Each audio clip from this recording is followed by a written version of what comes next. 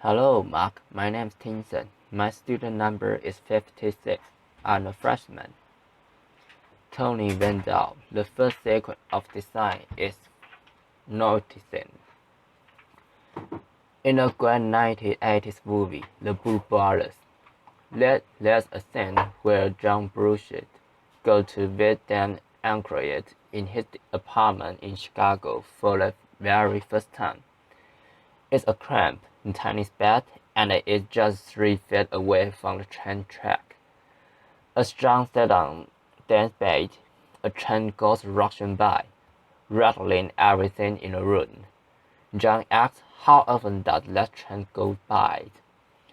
Dan replies, so often, you won't ever notice it, and learns something for of the world.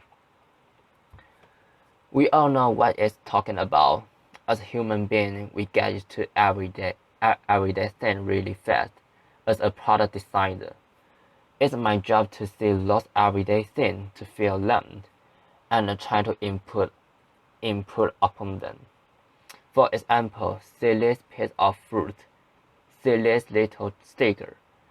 That sticker wasn't there when I was a kid, but somewhere as the years passed, some have the bright idea to put that sticker on the fruit.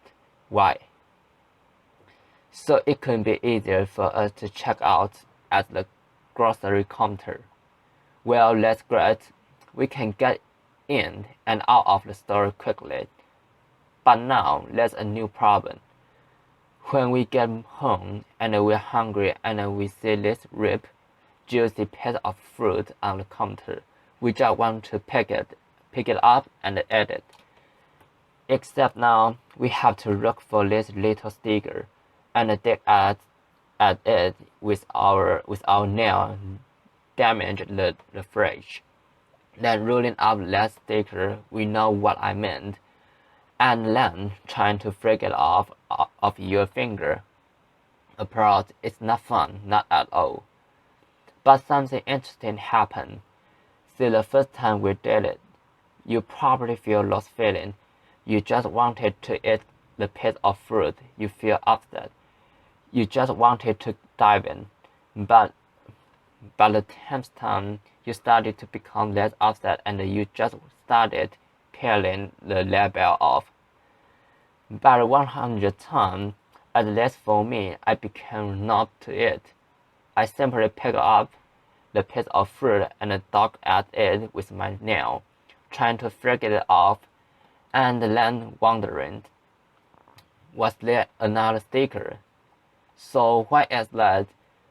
Why do we get used to everyday things? Well, as a human being, we have limited brain power, and so our brain encodes the everyday thing we do into habits so we can feel upset to learn new things. It's a process called habituation, and it's one of the most basic ways as humans we learn. Now, habituation isn't a way bad. Remember learning to drive. I sure do.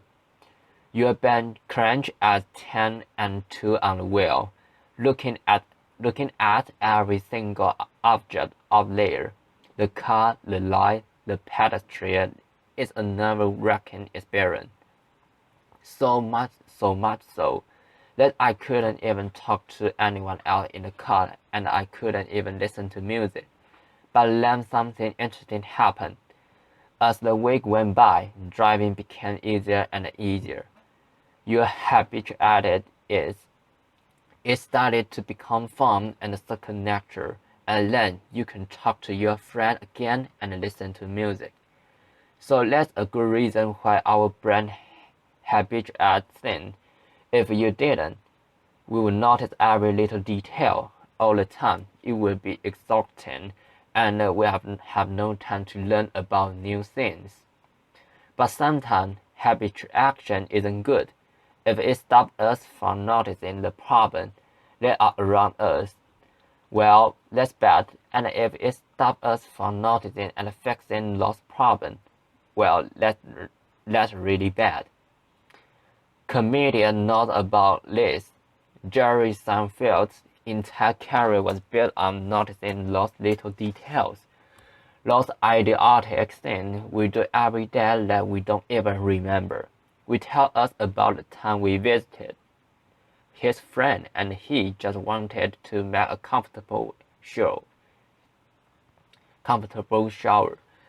We reached out and grabbed the handle and turned it slightly one way, and it was 100 degrees too hot.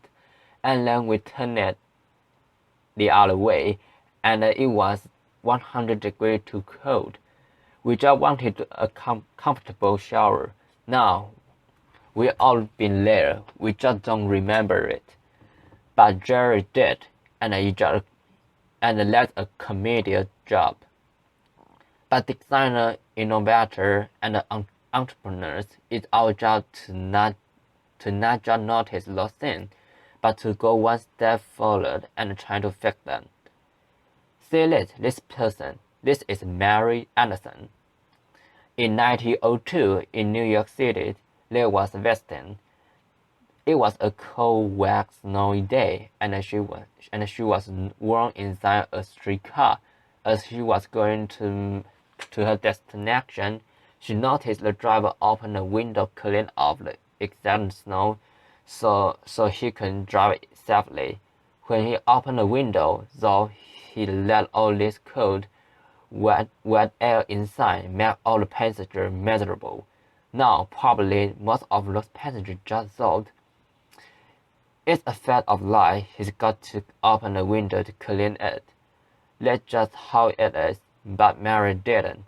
Mary thought, what if the driver could actually clean the windshield from the inside so that he could stay safe and the passenger could actually stay warm? So he picked up his sketchbook right then and there and began drawing what would become the world's first windshield wiper. Now, as a product designer, I try to learn from the people like Mary to try to see the world the way it really is, not the way we think it is. Why? Because it's easy to solve a problem that almost everyone sees, but it's hard to solve a problem that almost no one sees. Now, some people say you are born with this ability or you are not, as if Mary Anderson was hardwired at birth to see the world more clearly. That wasn't the case for me. I have to work at it. During my year at Apple, Steve Jobs challenged us to come into work every day to see our products through the eyes of the customer. The new customer, the one that has fear and possible frustration and helpful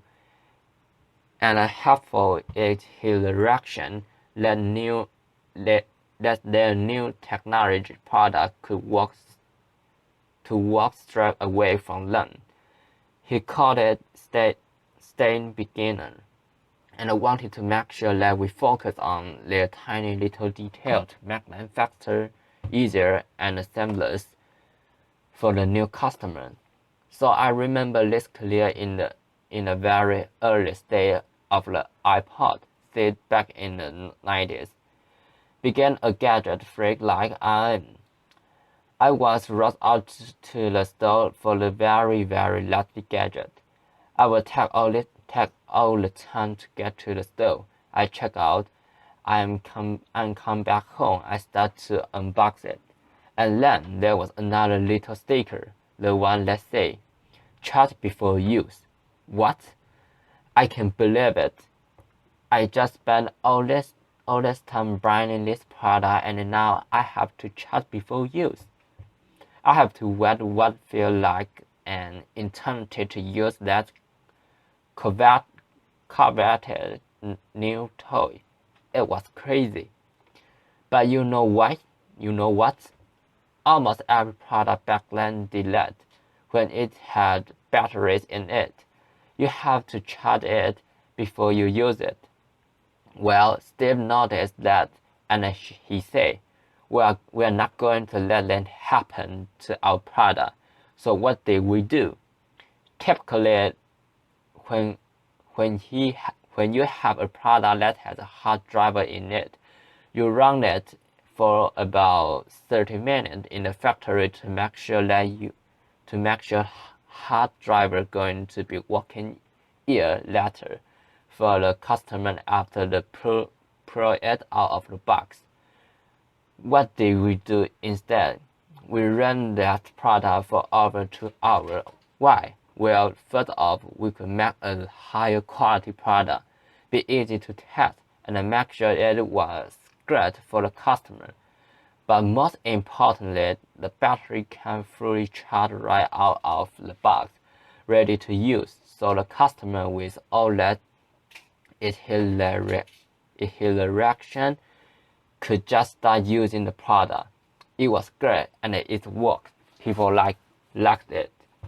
Today, almost every product lets you get that battery power come out of the box fully charged, even if it doesn't have a hard drive. But back then, we noticed that detail and we fixed it. And now everyone else does that as well. No more charge before use. So why am I telling you this? Well, it's in the invisible problem, not just the obvious problem. That's important, and not just for product design, but for everything we do. You see, there are invisible problems all around us. Ones we can solve, but first we need to see them and feel them. So I hesitate to give you any tip about neuroscience or psychology. That's fun to many experienced people in the tech community who will know much more about that than I ever will. But let me leave you with a few tips that I do, that we all can do to find habit action. My first tip is to look broader. You see, when you when you are tackling a problem, sometimes there's a lot of steps that live up to that problem, and sometimes a lot of steps after it. If you can take a step back and look broader, maybe you can check some lost boxes before the problem. Maybe you can combine them. Maybe you can review them altogether to make them better. Take some method. For instance, in the 1900s, where they first came out, they were really simple to use. You couldn't turn them up or turn them down. People understood them. But in the 1970s, the energy crisis struck. The customers started thinking about how to save energy. So what happened? Thermostat designer decided to add a new step. Instead of just turning up and down, you now have to program it, so you could tell it the temperature you wanted at a certain time. Now that isn't that great. Every thermostat has started adding that feature, but it turned out that no one saved any energy. Now, why is that? Well, people couldn't predict the future. They just didn't know how their week would change season to season, year to year. So no one was saving energy. And what happened? Thermostat designer went back to the drawing board and then focused on programming step.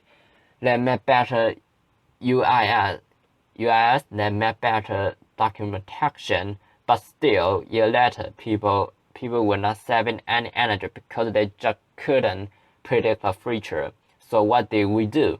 We put a machine learning algorithm in instead of programming that we simulate watch when we turn it up and down. When we like a certain temperature when you got up, or when you went away, and you know what? It worked. People save energy without any programming.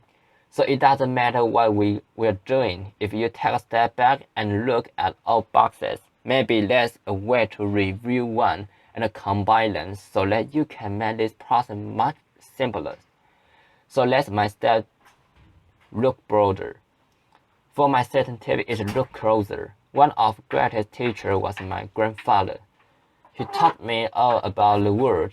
He taught me how things were built and how they were repaired, the tool and the techniques necessary to make a successful project. I remember one story he told me about screw and about how you need to have the right screw for the right job. There are many different screws: wood screw, metal screw, anchor, concrete screw. The list went on and on. Our job is to make products that are easy to install for all of our customers themselves without professionals. So what did we do? I remember that story my grandfather taught me, and so we thought, how many different screws can we put in a box? Was it going to be 2, 3, 4, 5? Because there's so many different wood types. So we thought about it. We optimized it, and we came up with a different screw to put in the box. We thought that was going to solve the problem, but it turned out it didn't. So we shipped the product, and the people wouldn't have a great experience. So what did we do? We went back to drawing board just instantly after we figured out we didn't get it right, and we designed a special screw, a custom screw, much to chagrin of our investors.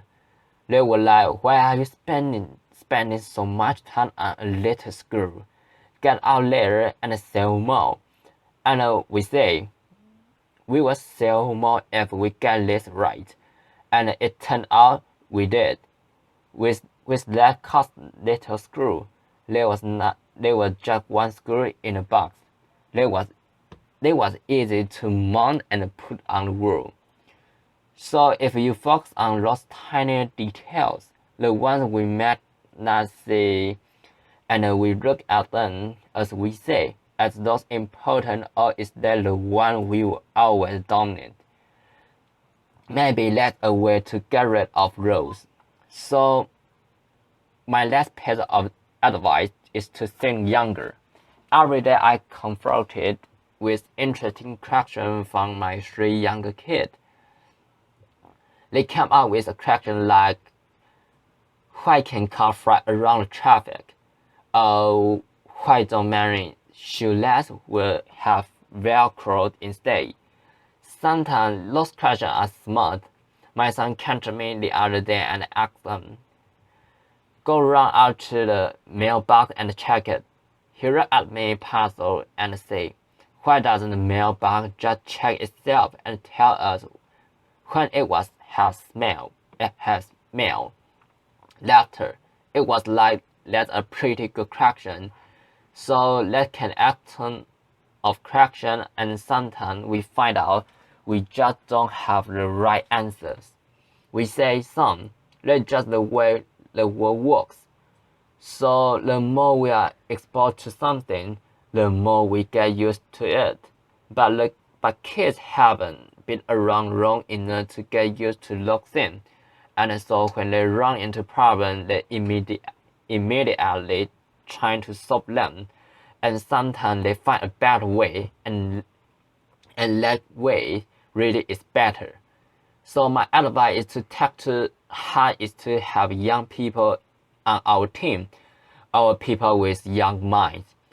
Because if you have those young minds, they could everyone in the room think younger. Picasso once said, every child is an artist. The problem is when he or she grows up is how to remain an artist. We all saw the world more clearly when we saw it for the first time.